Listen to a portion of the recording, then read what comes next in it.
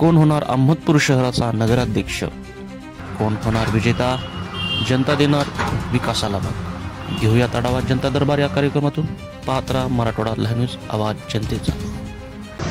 अहमदपूरचा भावी नगराध्यक्ष या बिल्डिंगमध्ये बसणार आहे, जे की माजी मंत्र्याच्या दुर्लक्षामुळे व माजी नगराध्यक्ष असतील किंवा नगरसेवक असतील यांच्या फक्त एकमेव दुर्लक्षामुळं ही पूर्ण जो की भावी नगराध्यक्ष या बिल्डिंगमध्ये बसणार आहे.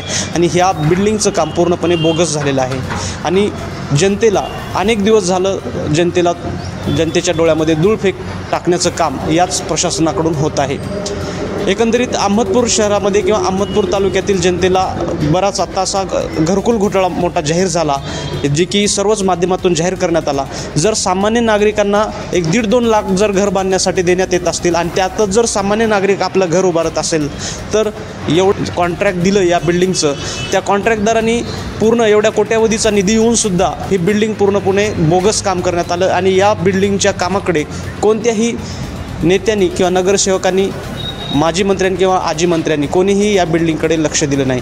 त्यातच शहरातील अनेक बोगस कामं चालू असताना जनतेच्या डोळ्यामध्ये धूळफेक टाकण्याचं काम सुरू आहे.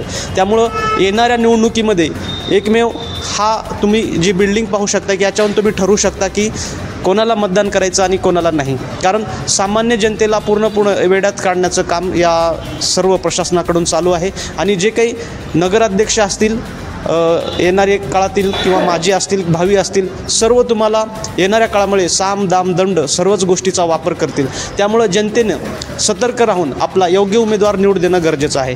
कारण जनतेचा फक्त मतासाठी वापर केला जातो आहे आणि येणारा पैसा जो काही आहे निवडणुकीमध्ये खर्च करायचा आणि भावी काळामध्ये येणाऱ्या कामात जे आहे त्या कामातून काढून घ्यायचं आणि असे कामं बोगस करतानाची आपण पाहत आहात. त्यामुळं हीच एक बातमी आपणासाठी एकमेव आहे की याच माध्यमातून आपल्या कोणता जो की सामान्य कुटुंबातील आले असतील, जो की कार्यक्षम नगरसेवक असेल, त्याच उमेदवाराला आपण आपलं एक अमूल्य मत देऊन त्याला निवडून आणू शकता. पाहत राहा मराठवाडा न्यूज, आवाज जनतेचा. मी नागेश लांजे, अहमदपूर.